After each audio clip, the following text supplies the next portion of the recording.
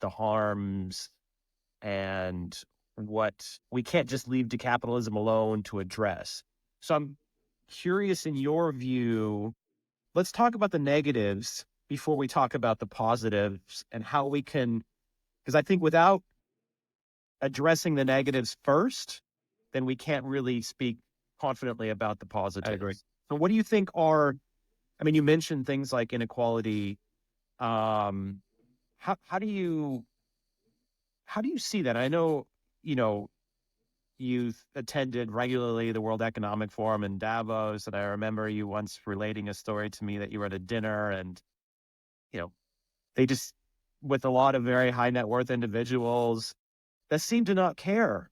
You know, they were more worried about, you know, the inheritance that they're going to give to their children and grandchildren rather than worrying about, you know, the planet and the 7 billion plus people else there, right? So tell me, what are the negatives? How do we focus on those and make those better? So there's a lot to unpick in what you said. I think trying to answer the first part of the question, um, to me, there are like three buckets of issues. And I tend to, because of what you said about these interact.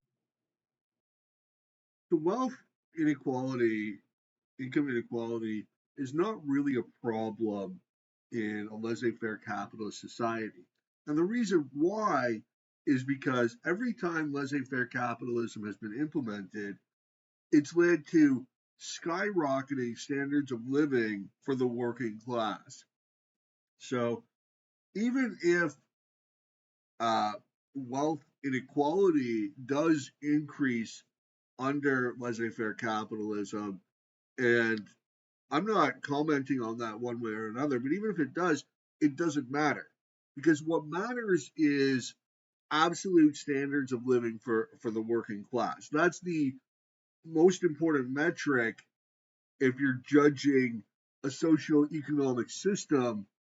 Obviously the rich are well off, the middle class are well off. So what improves things for the poor? And it's counterintuitive, maybe a little paradoxical, but it's not the welfare state. It's not transfer spending. Laissez-faire capitalism enables more people to get out of poverty than welfare statism and all this social spending that we see in modern 21st century liberal democracies, because most of that spending isn't even getting to the poor anyway. It's being spent on the salaries of bureaucrats that are like middle class, who then go out and do things for the poor supposedly, but really it's just make work projects for middling intellectuals. Actions I had with lots of people who didn't really care, and unfortunately still is the case. I tend to avoid any moral consideration, because of course we could put moral and philosophy and even religion for those who are religious, but it's not going to help, right? I agree. I think that's an important point. Because we're going to disagree immediately on what's moral, what's not moral, and there's so much culture in there that I think we should care about efficiency for the Results. We should care about results. Absolutely. for the greater number, and well-being for the greater number, as opposed to any other consideration of what is moral, what is good, what should be done. So if we try and go through that lens, I think again there's Well, I don't think we should necessarily abandon morality. I think that's incorrect. But I do think that what he said is important. That we have to focus on results. What's working for the most people in society. three buckets. The first one, you talked about it, is inequality. Inequality, not in a moral sense. Inequality in the sense that if you concentrate wealth into too few hands, you're not extracting the full potential of a society, number one, because if you have billions of net wealth, the vast majority of this money either will never be invested in the real economy. Well, let me just push back on that a bit, because you do need uh, a substantial measure of inequality in order for society to maximally flourish. In fact, one of the reasons why China was sort of an arrested civilization was because they embraced the culture of egalitarianism. So if you don't have some people that are obscenely wealthy, who's going to uh, build a skyscraper? Like, when some people have a tremendous amount of wealth at their disposal, this enables things to happen that wouldn't happen if that wealth was more equally distributed.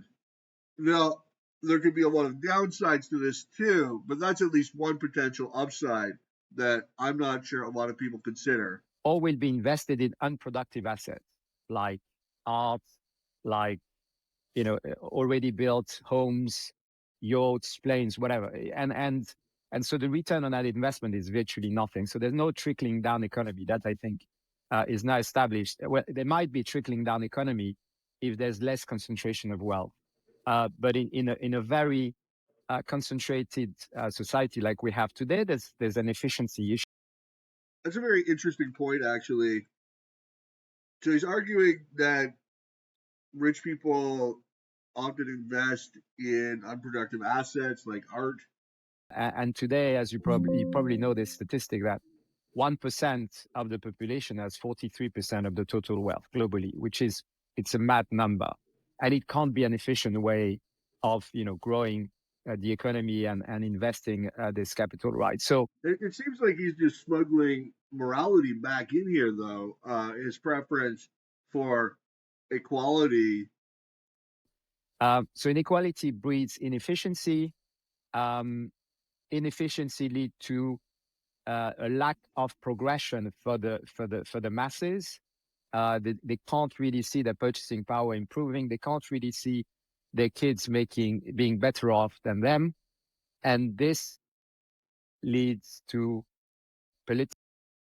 So here, I think that he's sort of accurately diagnosing the condition of what's going on in the modern economy, but uh, he's completely misunderstood the cause. Yes, it's true that purchasing powers have sort of stagnated, or they're not increasing as fast as they should for the working class, for average people.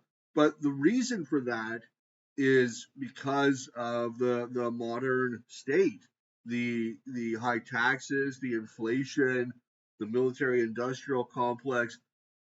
That's why the economy isn't growing as quickly as it could. It's why real wages aren't increasing very quickly, is because you have this massive wealth redistribution from the economic class to the political class, so that money which would otherwise be reinvested in the economy, in new ventures, creating jobs, creating opportunity, is instead going to the consumptive habits of the political class, allowing politicians and bureaucrats to have a higher standard of living at the expense of economic growth.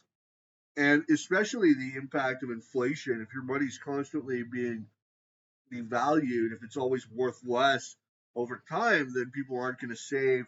And that also has a profound impact on long term economic growth.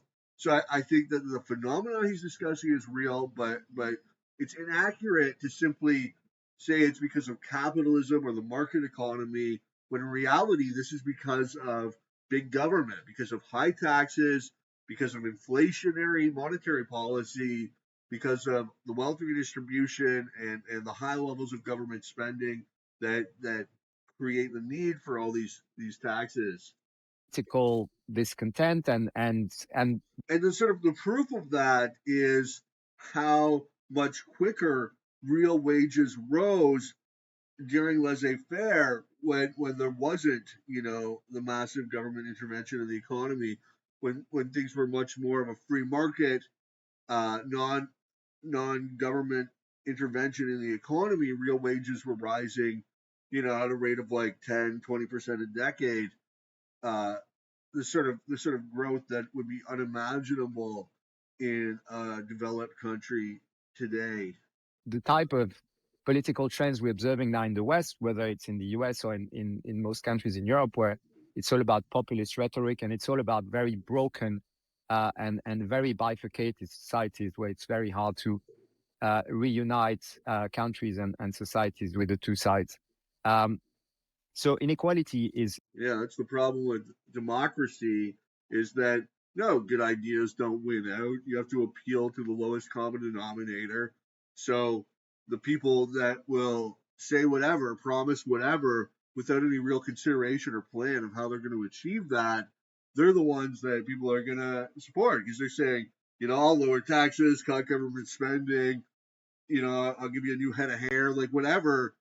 They're not concerned about how realistic or unrealistic the promises are. That's why populists have such appeal. is a big problem, and it just goes spiraling because the more the wealth is concentrated. And that's another thing is that you know there's a big problem in democracy in that the ordinary person has to be like an expert on economics and political theory and law to really understand exactly how the proposals of politicians work. There's sort of the superficial how they say it's going to work, but then understanding the secondary and tertiary consequences of this policy, it's almost never how the politicians are phrasing it or saying how it's going to go or how the law is written out. The actual long term impact of these policies is usually quite subtle and quite difficult to figure out. So people aren't really well suited to making decisions at the ballot box because they're not experts on economics, political theory, the law, or the other things, but they are very well suited to making decisions in the marketplace because they know whether or not a trade is going to benefit them. They have the knowledge of their own ends and goals. They have the experience, a lifetime of experience trying to satisfy their ends through trades.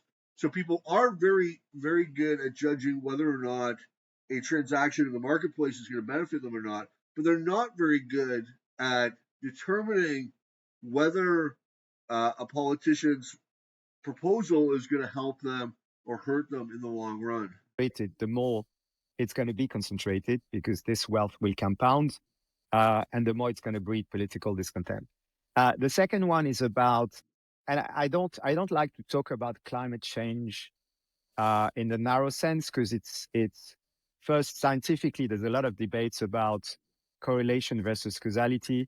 There's a lot of debate about how much is human made versus how much is other. That's not even really the debate anymore. I think most people accept that anthropogenic warming is occurring, has occurred. The debate is over how much damage global warming is going to cause versus what benefits it might bring. Other parameters. There's no denial that there's a change in climate, but there's a debate about how much is humans versus how much is the rest. And to me, it's an even broader issue, which is about pollution, but also, we don't talk about health issues, but 40% of US population is defined medically as obese today. Isn't that a problem? To me, it's as big a problem as climate change or plastic pollution or what have you. So we do have a lot of negative externalities when it comes to the planet and nature in the global sense. And that, again, it's not a question of religion or what science are you looking at. I think we can all agree that we shouldn't be destroying this unique asset that we inherited. And Well, I'm going to push back there as well. I mean, we shouldn't be destroying the earth. Okay, I guess I can get on board with that. But what do you mean by that? Like, should we leave nature entirely untouched? And if so, let's consider what would have happened if we had implemented this policy 1,000 years ago? We couldn't support nearly the global population we have today. So while I understand there are risks in transforming nature from its original state to one that better serves man, I think that if your concern is humanity, and my concern is humanity, I want a growing global population. I want to see 20 billion, 50 billion. I think sentient life is an incredible miracle. I want to see humanity colonize outer space, colonize the solar system, colonize other solar systems. I want to see us expand beyond Earth, but also expand on Earth so that more people can experience the miracle, the tragedy that is sentient life.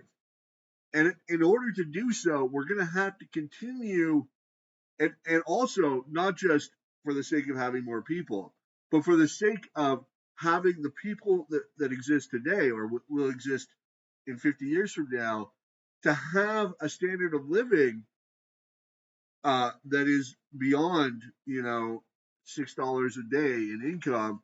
We're going to have to continue transforming. We're going to have to continue mining and otherwise transforming nature from its natural state to one that better serves mankind. Uh, like I said, there are some risks with this. Not only concerns about the natural habitats of animals and the dying off of species. We do rely heavily on natural resources, stuff that comes from nature originally. So expansion does have to be done in sort of a deliberate, conscious measuring of benefits manner, but it does have to be done, and we should celebrate what we have done. I mean, there's no way that Europe and North America would be even a fraction of the productivity they have today if it was not for the mass deforestation of Europe and North America. So that was a good thing. And frankly, I think that concerns about species dying off are based on bad science. There is no mass extinction event occurring at the moment. I mean, species die off, new species develop, life is adaptable, and certainly with all the changes in the natural environment and habitat of animals, things are going to give. But we don't have to be ashamed of being people and wanting economic and technological progress and to continue altering the natural world to that which is more productive and more serving of human needs. And we need to find ways to reduce those negative externalities. So that's the second bucket. It's sort of call it nature destruction or planet destruction. The third one, which is often either overlooked or considered as of lesser importance, is this tendency of capitalism to generate booms and busts. That's not inherent in capitalism. That's caused by the banking system, by central banks, and the expansion of credit. This is not inherent in capitalism. The problem is that modern industrial capitalism, central banking, and the business cycle all started around the same time. So Marxists, Keynesians, they attribute the business cycle to to the inner contradictions within capitalism to animal spirits, when in reality it is the printing of money, inflation, expansionary bank credit that causes this boom and bust cycle. The expansion of bank credit acts as if there was increased consumer savings, as if consumer time preference had lengthened. So that in turn leads to malinvestments in capital goods industries, which are uneconomic, so they have to be eventually liquidated because they're gonna make losses. And so the liquidation thereof is the bust. This is not inherent in capitalism. You don't have to have this. This is why we want a return to the gold standard, eliminate central banking, eliminate fiat money, there would be no more business cycle. You would just have steady prosperity. This is a problem caused by bankers and their greed and their desire to print money and lend it out. You know, this great scheme that impoverishes society. This is not inherent in capitalism. This is the byproduct of central banking, of the need for governments to print money to finance their wars. This does not have to happen. And I think it may be less structural, or it may be less relevant, because you could say, oh, there's been the Great Depression in the 30s, and then there's been the global financial crisis in 2008. So, okay, tough luck for the ones that were born in the wrong decade, but globally it sort of works. So forget about the dips. I would argue two things. One, it's generations of people that suddenly live in poverty and find life really tough. So I don't think it's incredibly fair to a few generations that were unlucky. And second, it still revealed that there are issues in the way capitalism works at its core, and in the world of finance that I know well. No, I mean, well, I already refuted that. So anyway, that's it for now. I just wanted to share my perspective on this discussion. How's everybody doing out in YouTube land? I know I haven't updated for some while, so I'm going to try to post more content